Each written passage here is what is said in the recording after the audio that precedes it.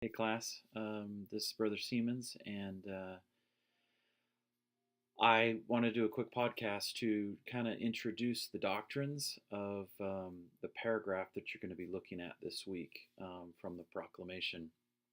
And I, you've been reading a lot of material, and it's interesting that we'll look at one little statement in the proclamation, and then there is just so much, doctrinal parentage where the brethren, um, the leaders of the church have taught the same doctrine over and over again, and it's just wonderful to put it into one document and have the one phrase just have so much power behind it. And so I just quickly wanted to acknowledge there's those growing pains of having a new class within the first couple weeks of class starting, and we've been feeling that, and I hope that it doesn't cloud the good that you're getting from the class. And so, if we can focus on the good that's there and try to pull out the weeds and let me know, if there's things about the course that are tough for you to understand that I can pass on to the powers that be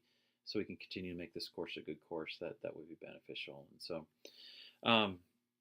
I just wanted to point out a couple of things. So I am not an expert.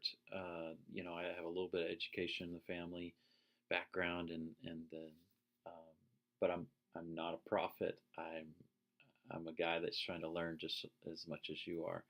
So I'm just going to focus on one or two doctrines.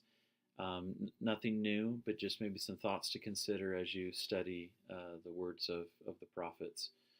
So there's two statements in the proclamation they're going to see this week. Doctrine number one is that you and I were either born a son or a daughter. And it talks about how that gender is an essential characteristic, and from the premortal and the mortal and the post-mortal. And that's just an interesting thought to consider, that our gender, that it was with us before we came here and it was here now. And there's there can be gender identity issues, but this gender will be with us in the life after. So again, not new, but what's interesting is the idea that it says it's essential characteristic. Why is gender essential? You could physically look at somebody and say, male, female, but that's not what God is referring to. He's not saying, hey, by the way you look is essential to your salvation. He's talking about maybe, I don't know if it's the emotional or we call it the spiritual side, but in God's eyes, there's two distinct individuals.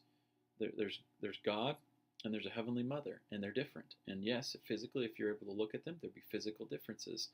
But what you'll see this week is defined that there's different responsibilities, expectations, and things that each gender can bring into a marriage situation. So just quickly, the world, they see gender as learned behaviors as one. But also number two, they say gender is something that you can choose. And so maybe you're born physically a certain gender, but inwardly you're something different.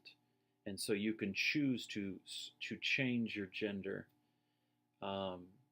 It's interesting that true principles, as in change, is a true principle. God completely believes in change.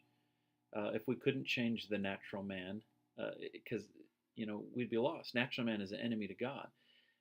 But the world, Satan-led, takes the doctrine of change and says, we're going to go to the extreme and say, yes, you can totally change who you are, and you can be whoever you want. And we ought to not get caught up in that. And so as you study this week, really ask yourself, why is gender essential characteristic to who I am and to what I bring to the family? And let's see what the Spirit teaches you this week.